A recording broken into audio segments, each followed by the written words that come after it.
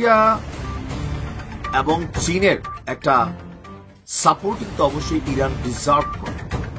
তো মার্কিন পত্রিকা ওয়াল স্ট্রিট জার্নাল গতকাল একটা রিপোর্ট করেছে যেটা নিয়ে সারা পৃথিবীতেই বেশ তোলপাড় পড়ে গেছে বলা যায়। আসসালামু আলাইকুম ভিউয়ার্স, দেশ ও দেশের বাহির থেকে যারা আমার ভিডিওটি প্লে করেছেন জানাচ্ছি আন্তরিক শুভেচ্ছা ও অভিনন্দন। আশা করি সবাই ভালো আছেন, সুস্থ আছেন, আলহামদুলিল্লাহ। তো ভিউয়ার্স, অবশেষে ইসরায়েলের খেল খতম করে দিল চীন। অস্ত্র শস্ত্র বিমান সহ ইরানে ভয়ঙ্কর কিছু মিসাইল, বিভিন্ন অস্ত্র পাঠিয়েছে ইসরায়েলের উপরে ব্যাপকভাবে হামলা চালানোর জন্য। অবশেষে এই চীন, তুরস্ক আরও 4টি দেশ ইরানের সঙ্গে সম্পৃক্ত হয়েছে ইসরায়েল তথা ইহুদিবাদীকে ধ্বংস করার জন্য। এটা পুরো মুসলিম জাতির জন্য একটি সুসংবাদ। আসুন সর্বশেষ চীন কিভাবে ইরানের পক্ষে মাঠে থেকে ইসরায়েলকে ধ্বংসের পক্ষে নেমেছে, আসুন বিস্তারিত জানবো রিপোর্টে। সো ভিডিওতে যাওয়ার আগে ছোট রিকোয়েস্ট করবো, যারা এখনো চ্যানেলটি সাবস্ক্রাইব করেননি, সকল আপডেট সবার আগে জানতে অবশ্যই চ্যানেলটি সাবস্ক্রাইব করে পাশে রাখবেন। দর্শক আসুন স্ক্রিনে।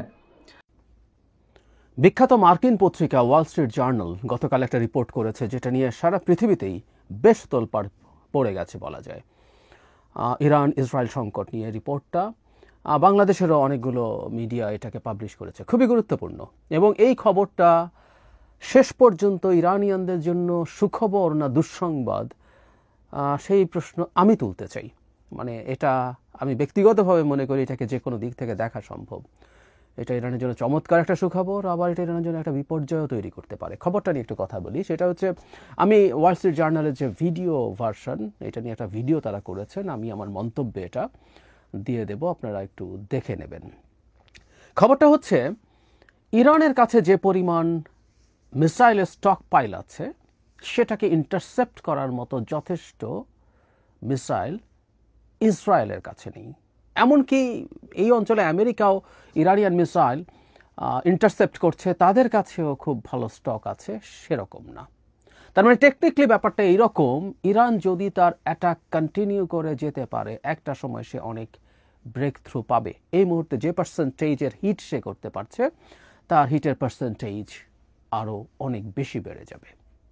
রিপোর্টে যা বলা হয়েছে সেটা একটু বলি।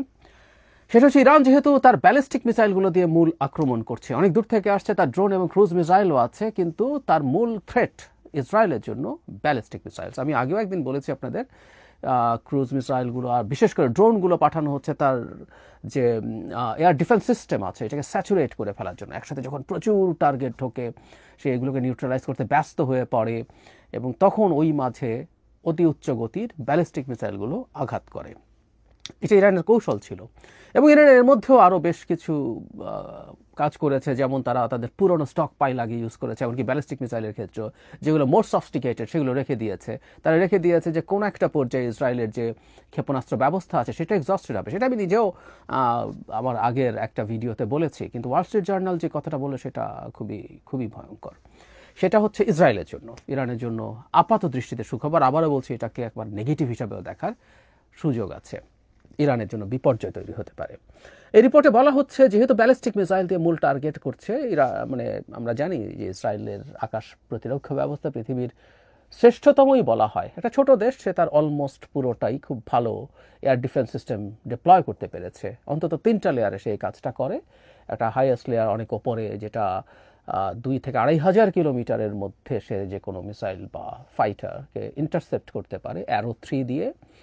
তারপরে মাঝামাঝি জায়গায় অ্যারো 2 আছে এবং ডেভিড স্লিং আছে, সেই ডেভিড গলিয়াথের ওখান থেকে নামটা নেওয়া, ডেভিড স্লিং। এবং সবার নিচে আয়রন ডোম, যেটার কথা আমরা জানি। এবং আয়রন ডোমও আবার এক অর্থে খুবই ম্যাজিক দেখাতে পেরেছিল, কারণ রকেটকে, ছোট ছোট রকেটকে ইন্টারসেপ্ট করার ক্ষমতা ইসরায়েলের আছে এবং সেটার শেষ অংশে এসে এটা 100 কিলোমিটারের মধ্যে সে ইন্টারসেপ্ট করে। তার সবচেয়ে কম সক্ষমতার, কিন্তু এরকম 3টা লেয়ারে সেই কাজটা করে। ইরান যেহেতু ব্যালিস্টিক মিসাইল পাঠাচ্ছে, আমরা অনেকেই জানি যে ব্যালিস্টিক মিসাইল আসলে অনেক উপরে উঠে যায়। ইন্টারকন্টিনেন্টাল ব্যালিস্টিক মিসাইলগুলো তো স্পেসে চলে যায়, আবার সে ফেরত আসে।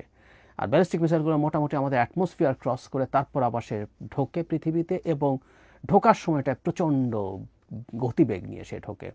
এই কারণে বলা হয় যে অ্যাসেন্ডিং স্টেজে ব্যালিস্টিক মিসাইল ধ্বংস করাটা বেটার। যখন সে উঠছে বা যখন সে তার ক্রুজ করছে, নামার সময় it's really very tough. So যখন এটা উঠছে এবং সে তার জার্নিটা করছে, ওই সময়টাতেই ইন্টারসেপ্ট করার জন্য এই সর্বোচ্চ পাল্লার যে ইন্টারসেপ্টারগুলো অ্যারো 3 সেগুলো প্রচুর ব্যবহার করা হয়েছে এবং এটাই মূল ম্যাজিক এবার করেছে ব্যালিস্টিক মিসাইলগুলোকে ডাউন করার ক্ষেত্রে। এখন সমস্যা হচ্ছে অ্যারো 3-র স্টক পাইল খুব ভালো না। এটা যেহেতু লম্বা রেঞ্জের, এটা এক্সপেন্সিভ, এটা মোর কমপ্লেক্স। ইনফ্যাক্ট এটা একটু বলে রাখা ভালো, যে কোনো ইন্টারসেপ্টর মিসাইলই অনেক কমপ্লেক্স ব্যাপার। হামাস যখন অ্যাটাক করেছিল তখন একদিন এটা নিয়ে বিস্তারিত বলেছিলাম, আজকে সামান্য একটু বলি।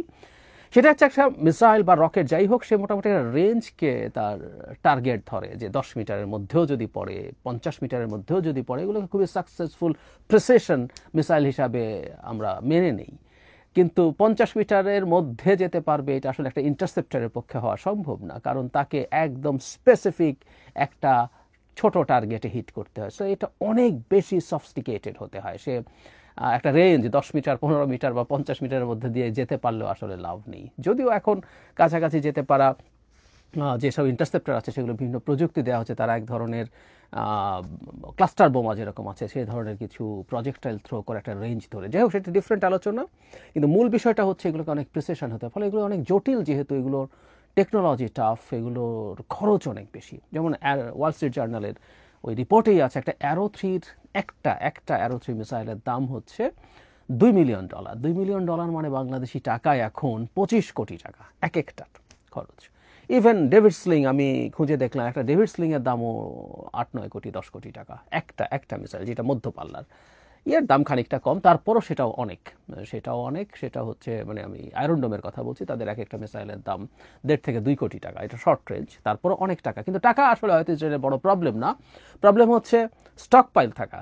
কিন্তু আমরা সে সম্পর্কে বিস্তারিত জানলাম। এই বিষয়ে আপনাদের মতামত কমেন্টে জানান। কেউ ভিডিওটি স্কিপ করবেন না। শুধু ইরান নয়, এবার তুরস্কও ব্যাপকভাবে ইরানের পক্ষে মাঠে নামার সিদ্ধান্ত গ্রহণ করেছে। এদিকে এত কিছুর ভয়ে কিন্তু আমেরিকা তথা ডোনাল্ড ট্রাম্প ইসরায়েলের পাশ থেকে সরে দাঁড়িয়েছে, তবে তারা অভ্যন্তরীণভাবে কিছু কাজ করে যাচ্ছে এবং ইরানকে 2 সপ্তাহের হুমকি দিয়েছে। এরপরই পারমাণবিক সংঘর্ষ শুরু হতে যাচ্ছে। আসুন বিস্তারিত জানবো রিপোর্টে।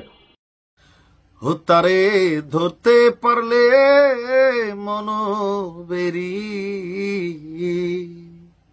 দিতাম পাখির পায় কেমনে আসে যায়, খাঁচার ভিতর অচিন পাখি কেমনে আসে যায়। আমাদের ফোক গানের এই গানটা নিয়ে এখন চিন্তা করতেছে ইসরায়েল, চিন্তা করতেছে আমেরিকা। খাঁচার ভিতরে না, এটা হচ্ছে একটা জঙ্গল, শের কি জঙ্গল, মানে বাঘেদের জঙ্গল। সেই জঙ্গলে বিমানটা আইসা কই জানি নাই হয়ে যায়, কেমনে কোথায় নাই হয়, কি ভৈরা ভৈরা পাঠায়, এ নিয়ে দেখা দিয়েছে ব্যাপক চাঞ্চল্য। দর্শক, ধন্যবাদ জানাচ্ছি ইরানকে একদম অন্তর থেকে। সত্যি সত্যি রাশিয়া এবং চীনের একটা সাপোর্টিং তো অবশ্যই ইরান ডিজার্ভ করে। ইরান ইসরায়েল যুদ্ধে চীনকে আমরা দেখেছিলাম কূটনৈতিকভাবে ব্যাপক প্রটেস্ট করতে, কিন্তু তথ্যসূত্র বলছে শুধুমাত্র কূটনৈতিকভাবে না, ইরানকে প্লেন ভৈরা ভৈরা বিভিন্ন ধরনের মেশিনারিজ পাঠাচ্ছে চীন। আর চীন এবং ইরানের মধ্যে একটা খেলা চলতেছে, যেই খেলাটা নিয়ে সারা বিশ্বের মাথা ঘুরতেছে, যে ঘটনাটা কি। ইসরায়েলে হামলার পর থেকে ইরানের যে মিত্র শক্তিগুলো আছে তাদের ফ্লাইটকে ট্র্যাক করছে কারা? পশ্চিমারা। ট্র্যাকের মাধ্যমে এক রহস্যময় ঘটনার ইঙ্গিত মিলেছে। আপনার আন্তর্জাতিক গণমাধ্যম দ্য টেলিগ্রাফ, পশ্চিমাদের গণমাধ্যম দ্য টেলিগ্রাফের একটা প্রতিবেদন বলছে যে চলমান যুদ্ধের ঠিক একদিন পর, মানে ইরান ইসরায়েল হামলা পাল্টা হামলার ঠিক একদিন পর চীন থেকে রহস্যজনক কার্গো বিমান ইরানের দিকে রওনা হয়েছে। একটা না, আমি একদিন একটা নিউজ দিছিলাম। এরপর একে একে আরো কয়েকটি বিমান চীনের উপকূলীয় শহর ছেড়ে রওনা হয়েছে। সাংহাই থেকে আবার আজকেও আরেকটা বিমান রওনা হয়েছে। বলা হচ্ছে এ নিয়ে বেশ কয়েকটি বোয়িং 747 বিমানগুলো ইরানে পাঠানো হয়েছে। ফ্লাইট ট্র্যাকিং ডেটা অনুযায়ী প্রতিটি বিমান উত্তর চীন পেরিয়ে কাজাখস্তান, তারপর উজবেকিস্তান এবং তুর্কমেনিস্তান হয়ে ইরানের দিকে যাত্রা করছে। এসব বিমান ইরান সীমান্তের কাছে গিয়ে হঠাৎ করেই ফ্লাইট ট্র্যাকিং সিস্টেম থেকে বা আন্তর্জাতিক মনিটরিং যে রাডার সিস্টেম আছে বিমানের, সেই রাডার সিস্টেম থেকে অদৃশ্য হয়ে যাচ্ছে। ফ্লাইট পরিকল্পনায় বিমানগুলোর গন্তব্য লুক্সেমবার্গে দেখানো হচ্ছে, কিন্তু বাস্তবে কোনো বিমানই ইউরোপের আকাশে যায়নি। মানে ইরানের ফ্লাইটটা চীনের ফ্লাইটটা দেখানো হচ্ছে কাজাকিস্তান, তুর্কমেনিস্তান এই অঞ্চলগুলো দিয়ে বিমানটা যাবে ইউরোপের লুক্সেমবার্গ বিমানবন্দরে। কিন্তু লুক্সেমবার্গ বিমানবন্দরে কোনো বিমান পড়ছে না। একের পর এক চীনের ফ্লাইটগুলো ইরানের কাছে গিয়ে অদৃশ্য হয়ে যাচ্ছে। আপনার এভিয়েশন বিশ্লেষকরা বলছেন, মানে যারা বিমান খাত নিয়ে কাজ করেন, এই বোয়িং 747 বিমানগুলো সাধারণত সামরিক সরঞ্জাম পরিবহনের জন্য ব্যবহৃত হয় এবং সরকারিভাবে চুক্তিবদ্ধ পরিবহনেও ব্যবহৃত হয়। চীনের পক্ষ থেকে ইরানকে সহায়তার প্রত্যাশা নিয়ে ইতিমধ্যেই ইসরায়েলের অভিযোগ ছিল গোপনে ইরানকে মেশিনারি সাপোর্ট দিচ্ছে চীন। আর এরপর পরই এই কার্গো ট্রান্সপোর্টগুলোর হঠাৎ করে ইরান সীমান্তে গিয়ে অদৃশ্য হয়ে যাওয়া ইরানকে গোপনে সামরিক সহায়তা দেওয়া হচ্ছে, এটাই দাবি করা হচ্ছে।